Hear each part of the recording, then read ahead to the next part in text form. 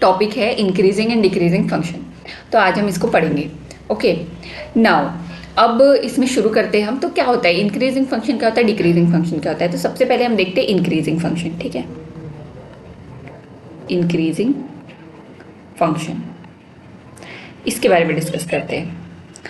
ठीक है, तो अभी क्या होता है, जैसे आप इस ग्राफ से समझो। देखो, अगर मैंने सपोज ये ग्राफ बनाया है। अब देखो ये एक्स एक्सिस हो गया, ये वाई। अब देखो ये है, ये देखो ये आप ग्राफ से क्या समझ रहे हो, ये क्या है, ये क्या है इंक्रीजिंग फंक्शन। कैसे, अब देखो ये x इक्वल टू ए है और ये x इक्वल टू बी है। ये कोई ग्राफ है, कर्व है y equal to F of X. अब एफ ऑफ ए पे ये कोई एफ ऑफ ए है फंक्शन और बी पे एफ ऑफ बी। तो देखो जैसे जैसे मैं x की वैल्यू बढ़ा रही हूँ, ए पे एफ ऑफ ए है, फिर ये बढ़ते जा रही है और x की वैल्यू बढ़ाऊंगी, इस पॉइंट पे एफ ऑफ ए बढ़ रहा है। ठीक है, एफ ऑफ ए बढ़ रहा है, फिर और बढ़ाऊंगी x की वैल्यू तो और एफ ऑफ ए बढ़ रहा है। मतलब जैसे जैसे मैं x की वैल्यू बढ़ा रही हूँ मेरा फंक्शन भी बढ़ रहा है। तो इसी को हम क्या बोलते हैं इंक्रीजिंग फंक्शन, या फिर आप ऐसे भी बोल सकते हो। देखो तो इसीलिए ये क्या हुआ इंक्रीजिंग फंक्शन। तो इसीलिए इसकी कंडीशन क्या हुई, मैं बोल सकती हूँ कि if A less than B. ठीक है, if A less than B, A छोटा है बी से, तो क्या होगा एफ ऑफ ए जो है वो भी छोटा रहेगा एफ ऑफ बी से। ठीक है, अब देखो इसी को हम क्या बोलते हैं, एफ इज मोनोटोनिकली और स्ट्रिक्टली इंक्रीजिंग फंक्शन। अब देखो इसमें ये तो कंडीशन हो गई, बट पेपर में क्या यूज करेंगे हम इंक्रीजिंग फंक्शन के लिए, F dash of x greater than zero. अब ये कैसे हुआ, F dash of x greater than zero. इस ग्राफ को ध्यान से देखो, अगर मैं इस पर टेंजेंट ड्रॉ करती हूँ, ये इसकी टेंजेंट हो गई सपोज कर लो, और इसका मैं एक्स एक्सिस के साथ एंगल लेती हूँ, एक्स एक्सिस के साथ, तो ये क्या है थीटा। ये थीटा क्या होगा ये थीटा पॉजिटिव है। अब ये थीटा पॉजिटिव आ रहा है, जैसे कि आप जानते हैं थीटा क्या होता है। थीटा को हम जो ये स्लोप, इसका स्लोप पॉजिटिव आ रहा है, स्लोप हम बोलते हैं टेन थीटा।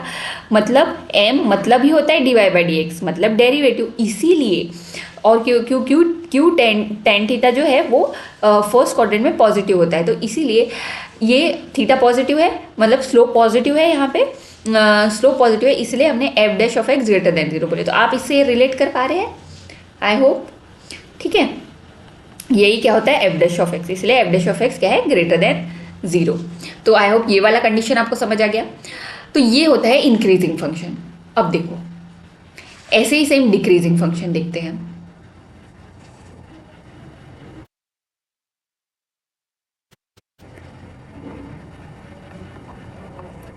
डिक्रीजिंग फंक्शन, देखो इसमें क्या है।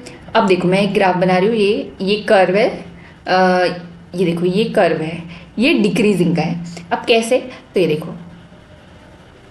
ये फंक्शन डिक्रीजिंग है। जो x की a वैल्यू है उस पर मुझे F of x, F of a जो है वो बड़ा लग रहा है, मतलब हाईएस्ट है इस पे, और b पे क्या है छोटा है। मतलब मैं बोल सकती हूँ कि जैसे जैसे मैं x की वैल्यू बढ़ा रही हूँ, जो फंक्शन है उसकी वैल्यू कम हो रही है, y की वैल्यू कम हो रही है।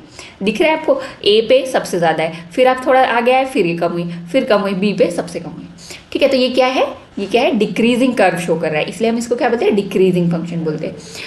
तो कंडीशन क्या होगी, अगर a तो छोटा ही है, ये तो आपको याद रखना है, if a less than b, तो इसमें क्या हुआ उल्टा हो गया, एफ ऑफ a जो है वो बड़ा है एफ ऑफ b से। ठीक है, ये हो गई। इसी को आप क्या याद रखोगे, f इज मोनोटोनिकली और स्ट्रिक्टली डिक्रीजिंग फंक्शन। ओके, अब देखो इसमें कंडीशन क्या होंगी जो हम क्वेश्चन पे यूज करेंगे, f dash of x less than zero. अब ये कैसे आई, तो ये देखो अब यहाँ पे देखो slope, F dash of x divide by D X मतलब थीटा मतलब स्लोप है, ये स्लोप की बात कर रहा है, स्लोप लेस देन जीरो बात कर रहा है। तो हम देखते हैं यहाँ पे सपोज मैंने इसका टेंजेंट बना दी, ये इसका टेंजेंट है सपोज कर लो, और इसको मैं एक्स एक्सिस के साथ देखूँ तो मेरा ये है जो थीटा जो आ रहा है ना, वो क्या है, ये सेकंड क्वाड्रेंट में आएगा। सेकंड क्वाड्रेंट में टेन क्या होता है, निगेटिव होता है, मतलब टेन थीटा जो मतलब मेरा स्लोप है, मतलब डिवाइड बाई डी एक्स मतलब ही एफ डैश ऑफ एक्स क्या है, नेगेटिव आ रहा है, इसीलिए मैंने लेस देन जीरो लिखा। समझ गया आपको, ये किसी भी पॉइंट पे आप देखोगे तो वो क्या आएगा, लेस देन जीरो आएगा। तो डिक्रीजिंग फंक्शन की कंडीशन ये यहाँ से आई जो हम ऑलरेडी पढ़ चुके हैं उसी से। ठीक है, तो अब इस पे क्या क्वेश्चंस भी आते हैं, क्वेश्चंस आते हैं, कैसे आते हैं देखो, एक क्वेश्चन आया है,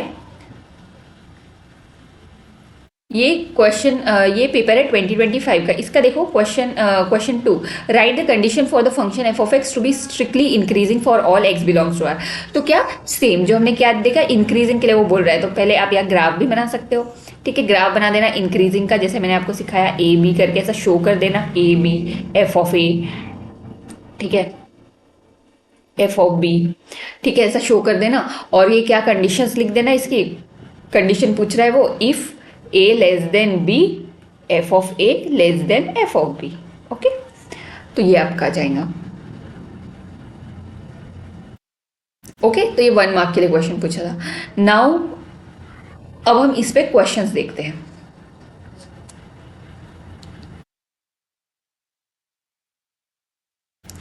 ठीक है, क्वेश्चन नंबर 1,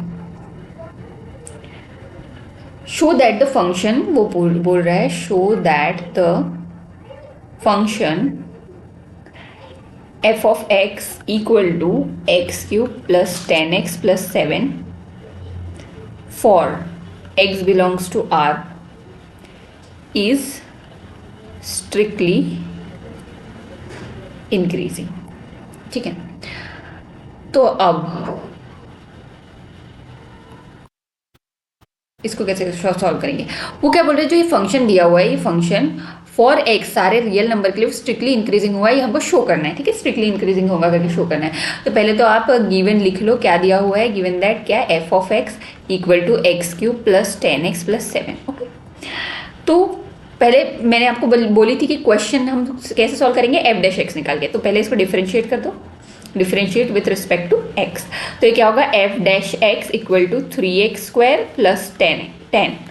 ठीक है, अब देखो यहाँ क्या है, हियर 3x स्क्वायर जो है वो ग्रेटर देन इक्वल टू 0 है, मतलब यहाँ अगर मैं 0 रखूँ तो 0 भी होगा, और फिर बाकी सारी वैल्यू पॉजिटिव आएंगी, चाहे आप निगेटिव भी रखो, क्योंकि ये x स्क्वायर है। ओके, फॉर ऑल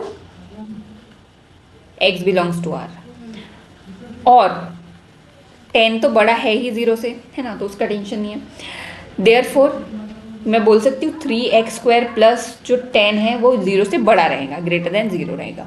ठीक है, ये ग्रेटर देन ये 0 रहेगा। ओके, 0 नहीं होगा, इसका मतलब क्या है, एफ डैश ऑफ एक्स क्या है, ग्रेटर देन 0, क्योंकि ये एफ डैश एक्स है ना, तो F dash of x greater than 0 आ गया।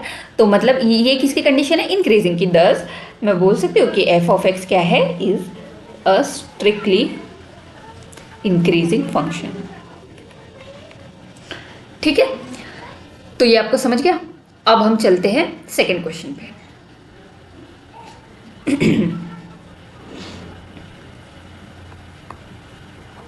क्वेश्चन 2 पूछ रहा है, टेस्ट वेदर द